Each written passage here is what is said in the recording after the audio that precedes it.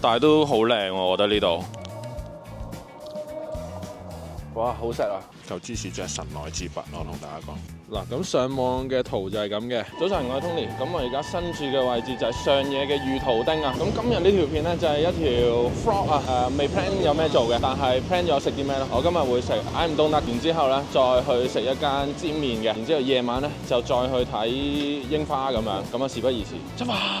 不過咧，我哋好近上野恩賜公園啊，都有啲櫻花睇啊，同大家睇咗先，跟住先去食嘢。呢條橫丁係超多人嘅，因為今日係星期日啊，有種喺香港行街市嘅感覺啊。咁啊，有啲海鮮當飯嘅鋪頭啊，跟住一啲雜貨鋪咁樣嘅，藥妝鋪都有。呢度呢就係一啲賣生果、賣魚生嘅鋪頭。呢度其實都幾好行嘅，大部分都係日本人咯。今日天氣好唔錯，少少曬曬地咁樣。前面呢就係上野恩賜公園啦。超級多人喎，就咁睇入面都。喺上野恩賜公園門口呢，就有一棵櫻花樹啊，個個都圍住佢影相啊。唔知入面仲有冇呢？另外呢，側邊都有啲賣嘢食嘅攤檔啊。咁買完嘢食呢，就可以坐喺啲台嗰度休息下食下嘢啦。跟住呢度呢，有一個咁樣嘅燈籠，喺呢個位已經開始塞啦。可以上去嘅有條樓梯，前面見到有啲賣嘢飲嘅鋪頭啦，跟住賣和牛嘅鋪頭都有嘅。原來入到嚟係仲多鋪頭咯。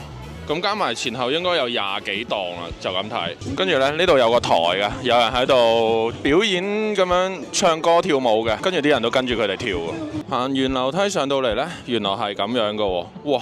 前面超多櫻花喎，原來。咁佢側邊咧都有一棵櫻花嘅喎，好靚喎呢個公園。而家呢，應該未係櫻花開得最勁嘅時間嚟嘅。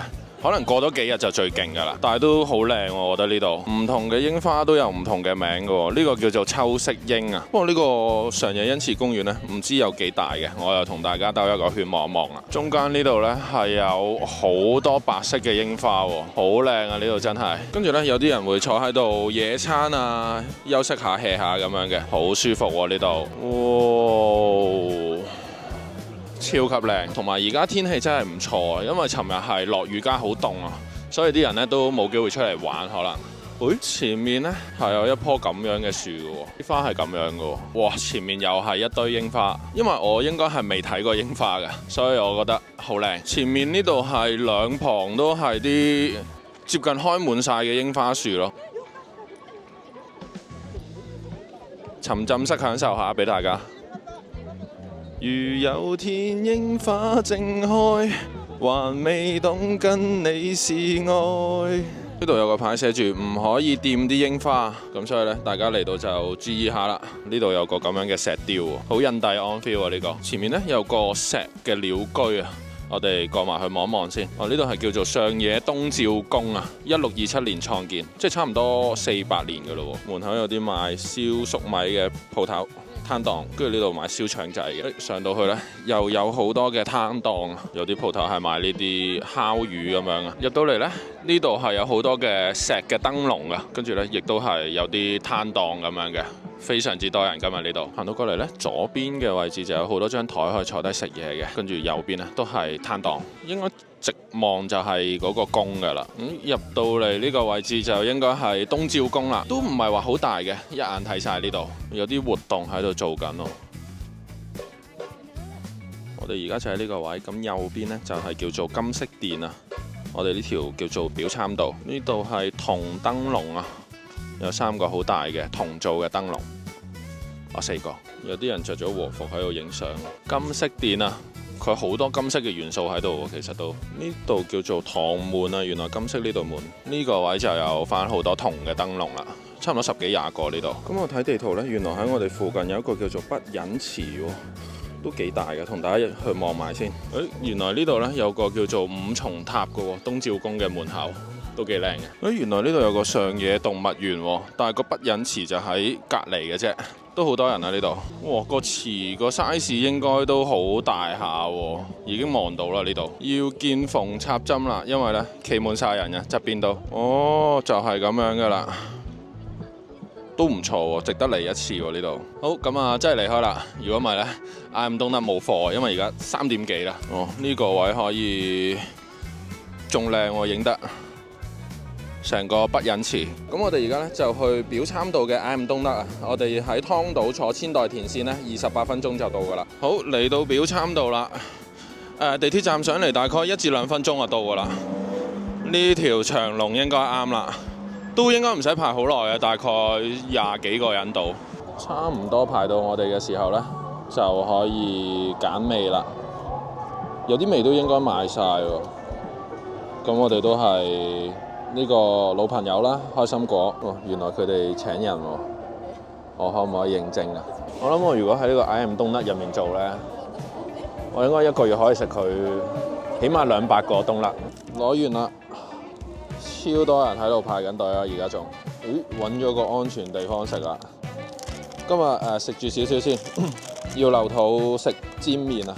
轉頭同大家分享一間我尋日食過，今日已經要 encore 嘅煎麵，俾大家望下，超聚手呢3嚿嘢都。咁嘅話，可能要用隻手攞住嚟食啦。哦呵！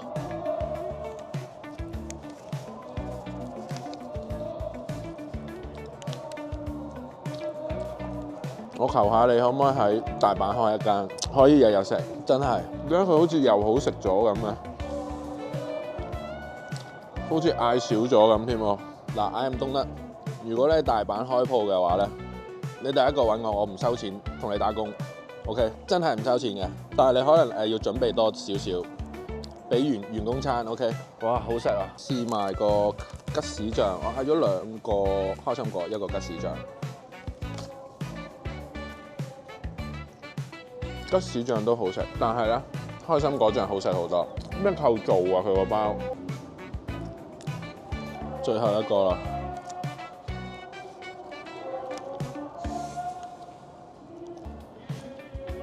好似幾多錢啊？440 yen 啊嘛，呢個可以食10個咧。我呢個真係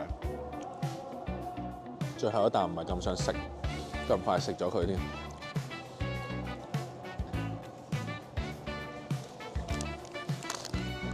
食完冬甩咧，我就喺呢個表參道 hea 一陣先，跟住轉頭咧會去新宿食個煎麵嘅。而家就大概係6點到啦，都唔算太多人，幾好行啊！而家就涼翻少少啦，太陽都差唔多落山。咁啊，而家喺三宿新丁目呢度啊，E6出口去呢間五之神製麵廠係最近嘅。一轉出嚟咧就係新宿嘅高島屋啊。過到嚟呢度咧，佢係幾隱蔽嘅呢間鋪頭。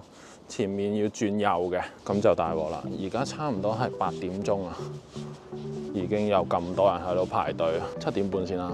佢哋收9點嘅。好，咁我就揀呢個有番茄嘅，咁就嗌咗個特製煎麵，然之後咧加多個飯嘅。哇！我諗我都起碼等咗1個鐘啦。咁啱星期日同埋啲食飯時間咧，超級多人。我尋日嚟咧就20分鐘都唔使，前面應該10個人都冇，所以尋日快好多嘅。原來佢哋都攞過幾次8名店嘅喎，見到啲8名店嘅牌喺入面。終於入到嚟啦！所有人咧都係坐一個咁樣嘅台啊，望住廚房煮嘢食嘅。好啦，一坐低咧，大概等咗幾分鐘就準備好啦，超級豐富呢個麵。另外呢個飯就300 yen 加嘅。咁呢個麵有雞肉啦，跟住豬嘅叉燒啦，有啲筍，有塊多士，然之後咧呢度有一個羅勒葉嘅醬啊，跟住有啲菜。呢個湯入面都好豐富啊！即刻食啦！個麵入面呢，有一嚿係雞肉啦，然之後豬肉啦，另外筍啦、蛋啦，有番茄啦。最邪我係呢嚿啊，芝士嚟嘅呢個係。哇！唔講咁多啦，真係個麵係咁樣噶。但係咧，我尋日食過咧，略嫌佢嗰個嘅湯唔夠熱咯。啱啱唔記得咗咧。個麵要撈埋個羅勒醬一齊食嘅，沾滿晒啲羅勒醬，然之後咧再點個湯，超級正，哇！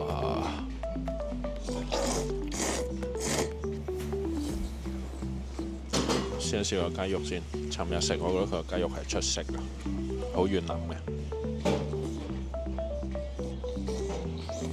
今日呢嚿雞肉咧就爭少少，但係都好食嘅，我覺得。但我尋日食，我覺得好食啲。咁試埋佢煎麵入面嗰嚿雞肉啦，因為佢啱啱煎麵上面嗰嚿雞肉咧係凍嘅，咁佢湯入面嗰嚿咧係熱嘅，咁所以湯湯入面嗰嚿好食好多，我覺得。試一試呢個芝士，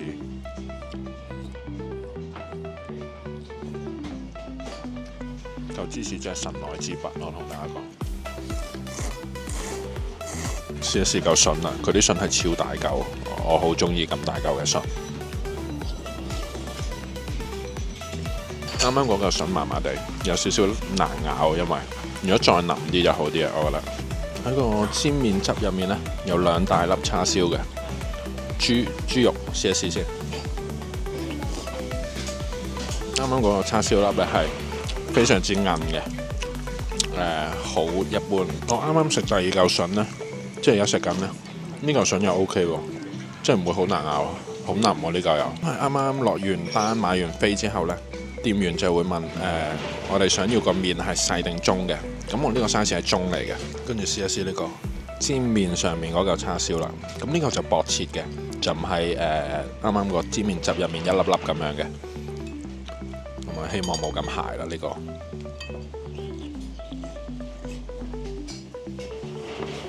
試埋呢個多士啊，上面都搽咗啲蒜蓉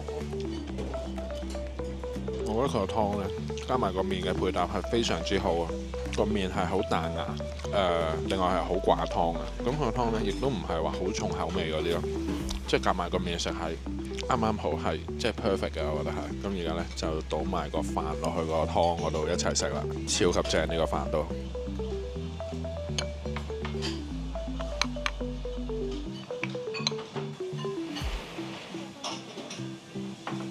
但係咧，因為加咗一轉湯咧，所以就個味係真係淡咗啲啲嘅，我覺得。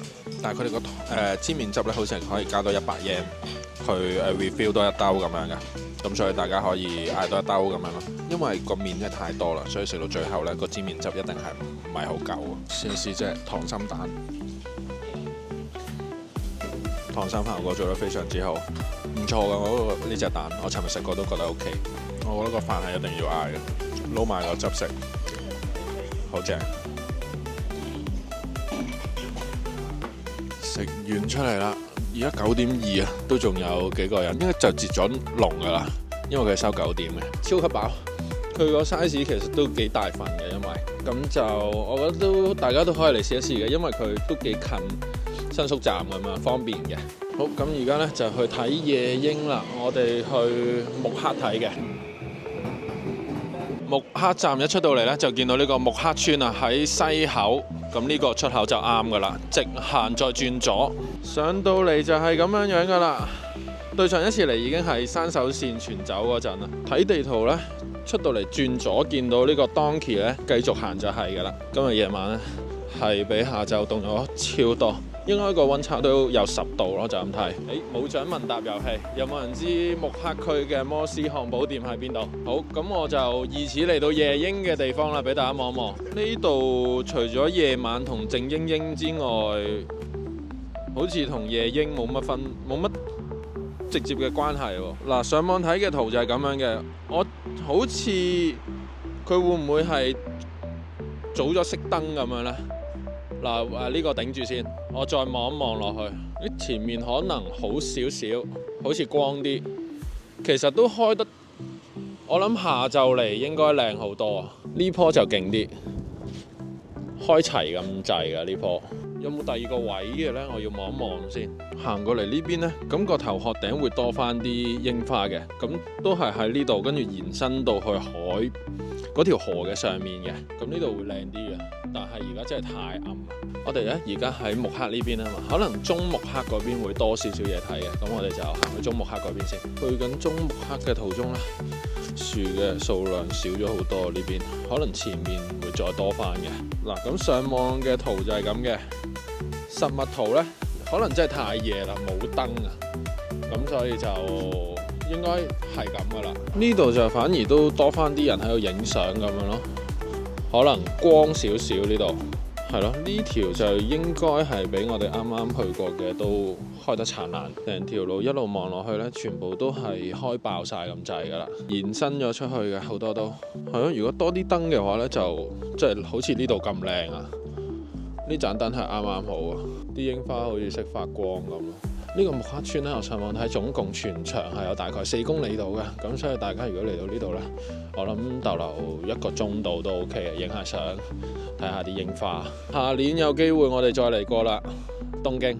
好，咁今日我哋呢條片就嚟到呢度啦。鍾意我哋呢條片嘅朋友就歡迎 comment、like 同埋 share。咁我哋下條片再見啦，多謝大家，拜拜。